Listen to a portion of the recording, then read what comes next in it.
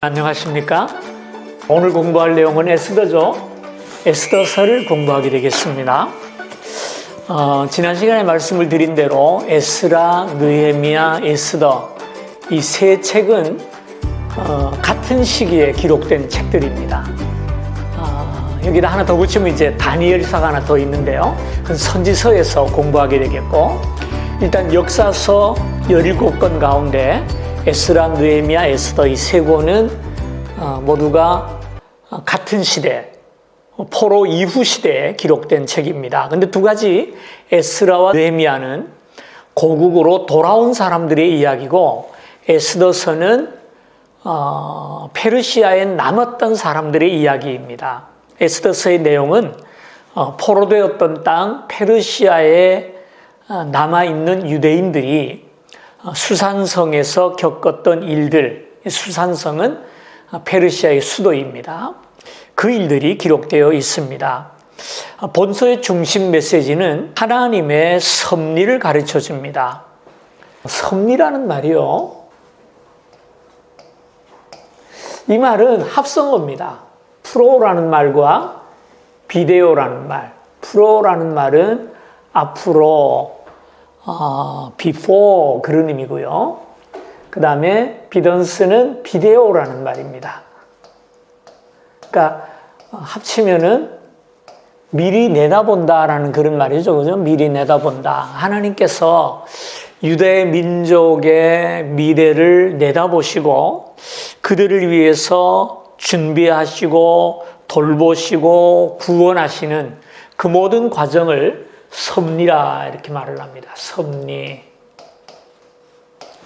그래서 에스더서를 보면 하나님의 섭리가 얼마나 세밀하고 또 얼마나 정확한가 하는 것을 우리에게 보여주고 있습니다.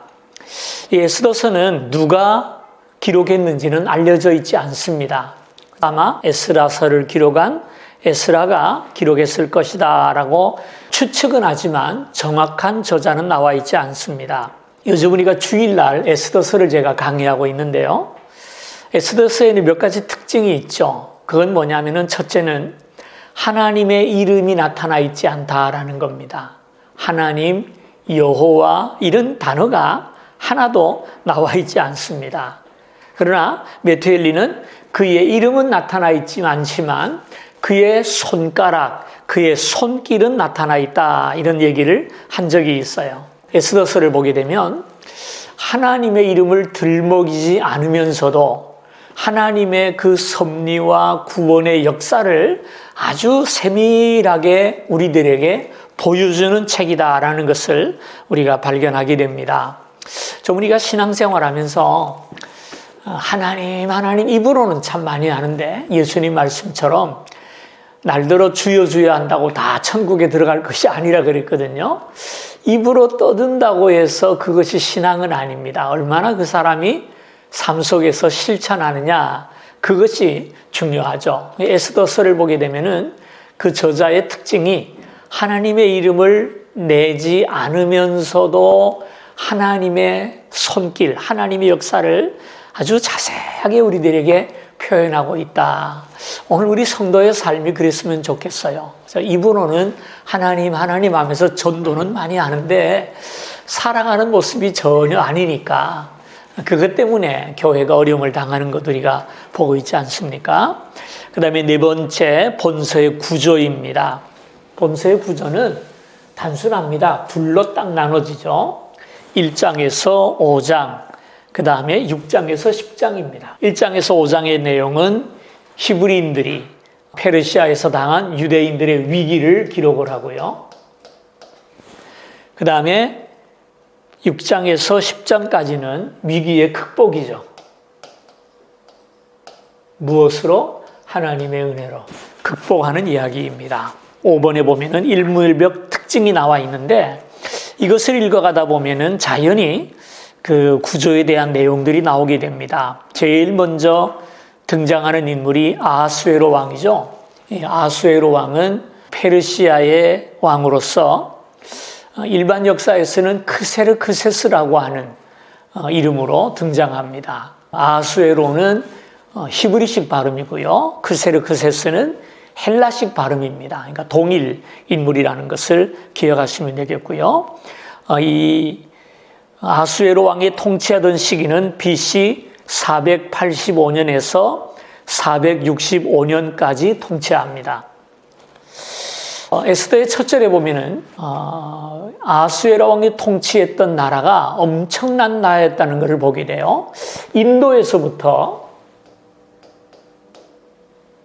지금으로 하면 에티오피아,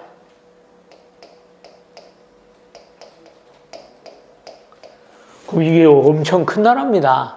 굉장한 나라예요.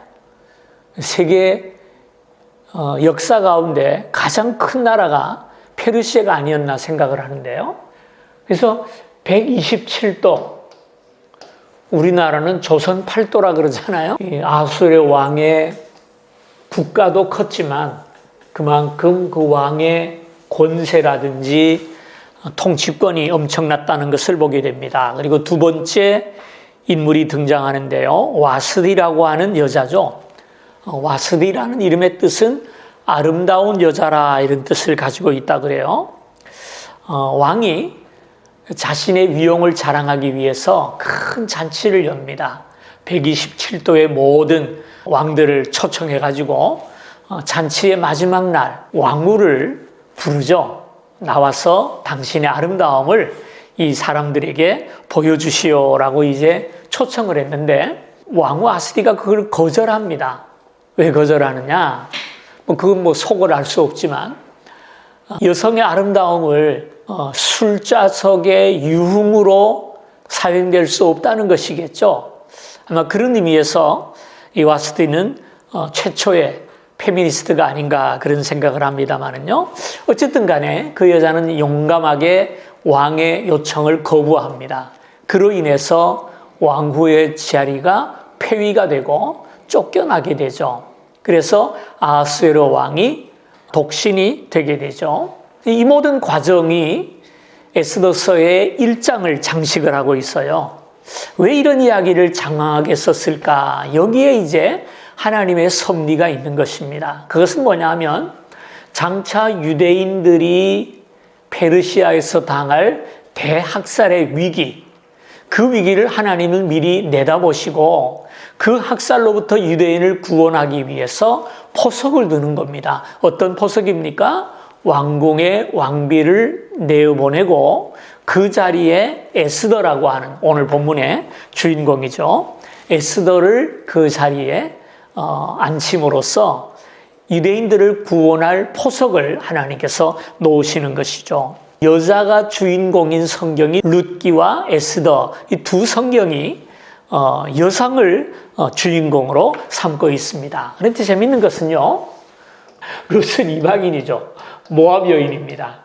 그런데 유대인 남자에게 시집을 갔어요. 그런데 반면에 오늘 등장하는 에스더는 유대 여자인데 이방의 왕에게로 결혼을 하는 것을 보게 돼요. 성경에서 룻도 에스더도 다 칭찬하는 경향으로 기록되어 있지 비난하지 않습니다.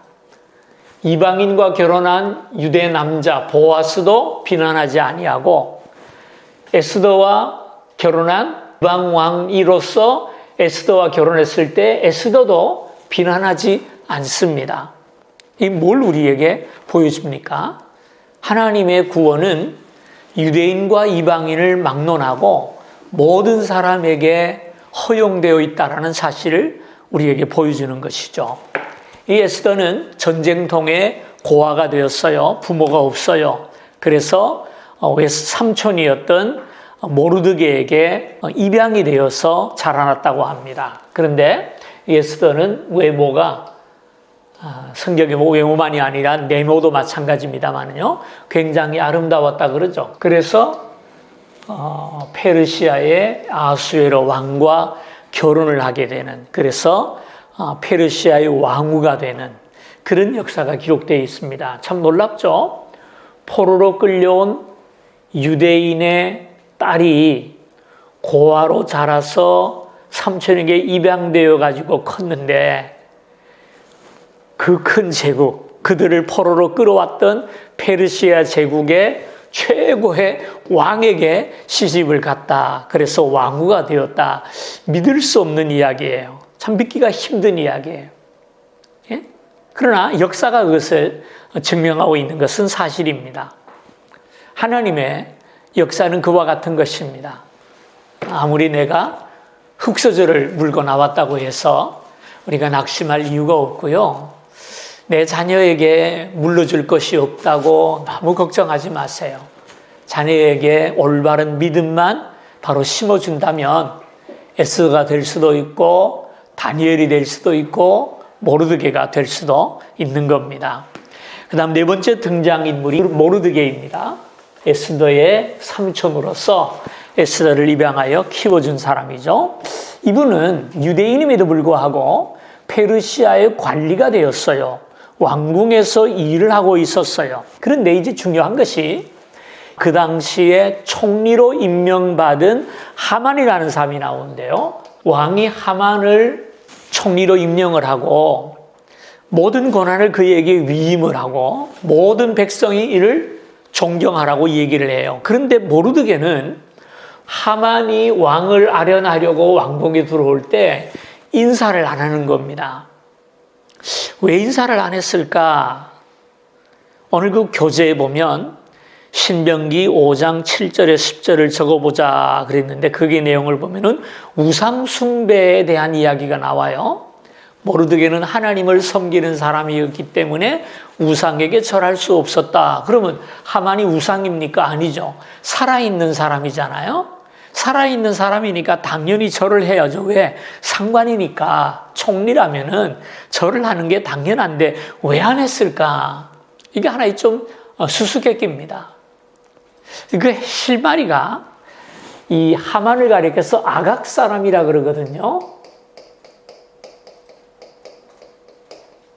아각이 누구냐 하면은 아말렉 족속의 사람입니다. 사무엘서를 보면은 이 아말렉과 사울과의 전쟁 이야기가 나오죠. 이 아말렉 족속은 옛날 이스라엘이 애굽을 나와 광야를 지나서 가나안으로 들어가는 길목에 앉아서 이스라엘을 통과하지 못하게 막았어요. 예? 막고 심지어는 이스라엘이 가는 길에 습격을 해가지고 뒤에 처지는 사람들이 있잖아요. 그런 사람들을 잡아다가 노예로 팔아먹기도 하는 그런 사람들이 아말렉 사람이에요. 근데 그 아말렉 사람이 나중에 사울 왕이 되었을 때 하나님이 사울 왕에게 이들을 징벌하라라고 명령을 내리죠. 그래서 사울 왕이 아말렉과 싸우는데 아말렉을 싸우되 다 진멸하라 그랬는데 사울은 그들 가운데서 좋은 소들과 여인들을 다 잡아왔죠. 그걸 보고 이제 사무엘이 책망을 합니다. 하나님은 다 진멸하라 그랬는데 왜? 아말렉을 향한 심판이기 때문입니다. 근데 왜 이들을 데리고 왔느냐?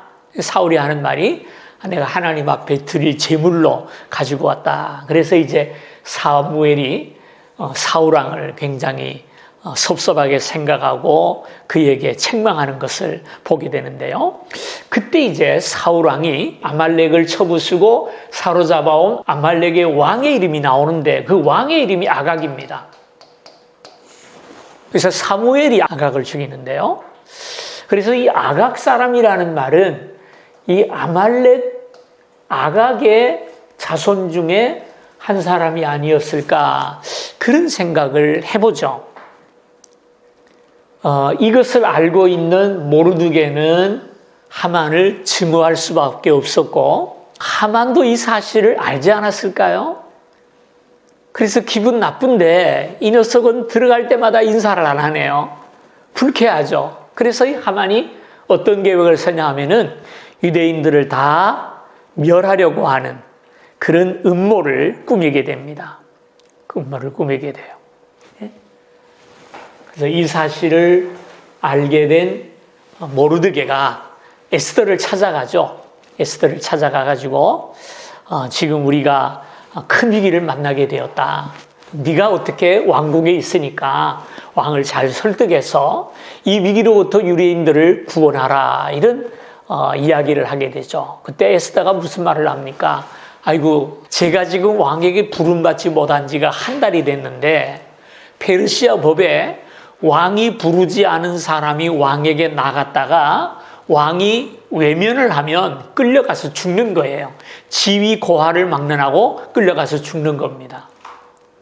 반면에 왕이 그에게 들어오라고 손짓하면 사는 거예요. 그러니까 지금 에스더가 왕에게 부름받지 못한 지가 한 달이 됐는데 지금 불쑥 찾아갔다가 왕이 들어오라 그러면은 들어가 살지만 들어오란 말을 안 하면 죽는 겁니다. 예? 어떻게 할지 모르겠다고 하니까 모르드게가 에스더에게 유명한 말을 하죠. 예? 내가 왕궁에 들어온 것이 이때를 위함이 아닌지 누가 알겠느냐. 이때를 위해서 하나님이 너를 여기에 넣었을지 모르는데 만약에 네가 가만히 있으면 유대인들은 다른 방법으로 하나님께 구원을 받겠지만 너는 재미없을 거라라는 거죠. 이 말을 들은 에스더가 각오를 하죠. 그렇다면 좋습니다. 3일 동안 온 유대인들이 저를 위해서 금식하며 기도하십시오. 저도 금식 기도를 한 후에 3일 만에 왕에게 나아갈 텐데 죽으면 죽겠습니다 라고 이야기를 합니다. 그래서 이제 에스더가 왕에게 나아갔는데 이건 이제 순전히 제 추측입니다. 성경에 나오는 얘기는 아니에요. 3일 동안을 금식했으니 얼마나 아름다웠겠어요. 허리도 잘르가고 얼굴도 아마 하얗게 됐겠죠. 그죠? 그 모습으로 왕에게 나타나니까 왕이 보고 너무 반갑고 너무 아름다워서 빨리 들어오라 그래서 그 왕에게 여러 가지 이야기를 나누고 여러 절차를 통해서 결국은 하만이 죽임을 당하고 유대인들이 사는 역사, 이것은 제가 다 이야기 못하고 여러분들이 읽으셔야 합니다. 다섯 번째, 하만에 대한 이야기가 나왔는데요. 하만에 대해서는 조금 전에 설명을 드렸습니다. 하만은 1940년대 히틀러가 유대인들을 학살하려고 했죠. 그래서 600만 명을 학살하지 않습니까? 엄청난 수죠. 그런 일들이 벌써 옛날에 이 하만이 한번 시도했다가 실패한 경험이 있었다라는 것을 우리가 보게 됩니다. 그래서 결국은 하만이 모르드게를 장대에 높이 매달아서 죽이려고 생각을 하고 자기 집에 장대를 세웠는데 하나님의 은혜와 또 에스더의 기지로 유대인들은 구원을 받게 되고 그 장대에는 하만이 달리게 되죠. 그리고 나중에 유대인들이 보복을 하게 됩니다. 왕이 조서를 내려서 유대인들을 죽이려고 하던 자들은 유대인들이 대신 죽여도 좋다라는 그런 명령을 내려서 유대인들이 또 이번에는 페르시아에 있는 아마 아말렉 사람들이라든지 유대인들을 미워했던 사람들, 그런 사람들을 학살하게 되는 그런 이야기가 나와요. 어떻게 살아난 것만 감사하지 못하고 어떻게 이렇게 무서운 보복을 했을까? 저도 지금 묵상 중에 있어요.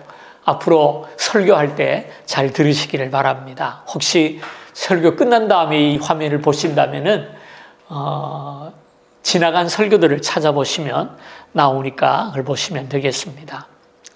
하만이 모든 유대인들을 잘 죽이려고 한 날, 그날이 이제 불임절이라고 부릅니다. 왜 불임절이라는 말을 붙였냐면 불임이라는 말은 제비 뽑다라는 말입니다. 하만이 유대인들을 죽일 때 어느 날 죽이면 좋을까? 친구들과 의논하고 요즘 말로 하면은 무당도 찾아가지고 물어봤더니 암흑의 날이 좋다라고 날을 잡아줘요. 근데 그날에 유대인들이 죽어야 하는데 하만과 유대인들을 미워하는 사람들이 죽었어요. 그래서 유대인들이 그날을 불임절 이렇게 절기를 정해가지고 지금도 유대인들이 이 절기를 지키고 있어요. 그래서 많은 사람들이 그런 얘기를 하죠. 에스더서가 역사적인 사실이냐에 대한 의문들이 있긴 있지만 아직도 유대인들이 불임절을 지키고 있다는 그 사실을 볼 때 에스더서는 역사적인 사실을 담고 있다라고 이야기를 합니다. 그 중간에 보면은 이제 참고 구절들을 찾아보자 그랬어요. 다음 성경 구절을 통해 하나님의 섭리를 좀 더 완전하게 이해할 수 있다. 잠언 21장 1절, 이거 우리 같이 한번 찾아보십시다. 왕의 마음이 여호와의 손에 있음이 마치 본물과 같아서 그가 임의로 인도하느니라. 아무리 절대적인 권력을 가진 왕이라 할지라도 그 왕의 마음이 누구에게 있다는 겁니까? 여호와 하나님의 손에 있다는 겁니다. 그래서 마치 본물과 같다. 본물이 뭡니까?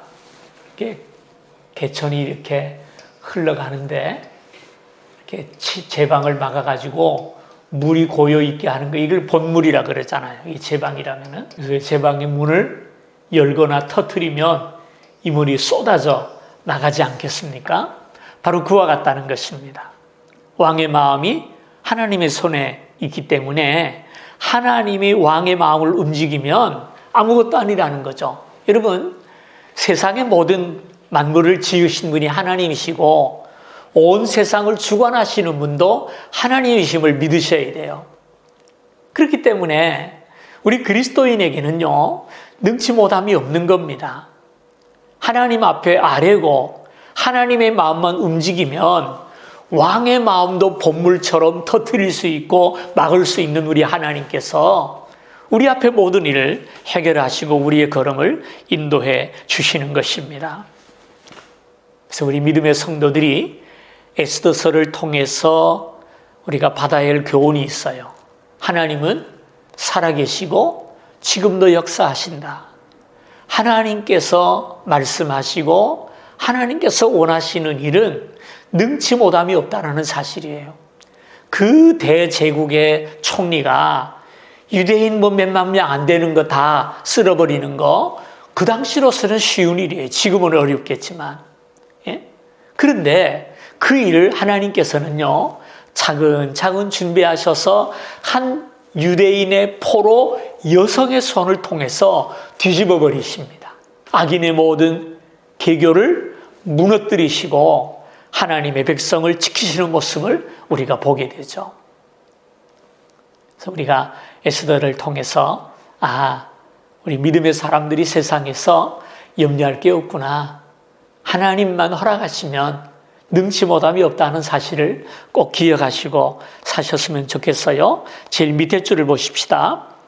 구약의 역사는 에스라 느헤미야의 기록과 에스더 사건으로 끝이 난다. 구약의 내용이 여기서 끝납니다. 나머지 성경들 욥기, 시편, 잠언, 전도, 아가, 이거는 시서라 그럽니다. 시서. 다음 주에 공부할 내용이니까 자세한 설명은 다음 주 하기로 하고요. 그 다음에 나오는 책이 뭐죠? 이사야, 예레미야, 에가, 에스겔, 다니엘, 선지서죠. 그 다음에 호세아, 요엘, 아모스, 오바댜, 요나, 미가, 나훔, 하박국, 스바냐, 학개, 스가랴, 말라기. 요거 두 개를 묶어서 4권, 12권을 묶어서 소선지, 이거를 대선지 이렇게 말을 합니다. 다음 주에 계속 해서 보겠습니다. 97페이지를 보겠습니다. 에스더서에 나오는 사람들은요, 신약교회의 하나의 예표로서 우리에게 예시되고 있는 것을 보게 됩니다. 예를 들어서 하만은 죄인을 예시표한다 이렇게 말을 했죠. 그의 이름에서, 능력에서, 교만에서, 미움에서, 운명에서. 그 다음에 에스더는 교회를 예표한다. 그녀의 아름다움에서, 그녀의 존귀에서, 그녀의 중보에서. 교회는 아름다운 교회이고요, 존귀한 교회이고요, 이 세상을 구원하는 중보의 역할을 감당하죠. 모르드게는 시련을 통해 남은 유대인을 예표한다. 남은 자에 대한 이야기다. 이렇게 알면 되겠습니다. 오늘 에스더까지 공부했네요. 모두 14관을 우리가 공부했는데요. 다음 주 욥기에서 보겠습니다. 자, 안녕히 계십시오.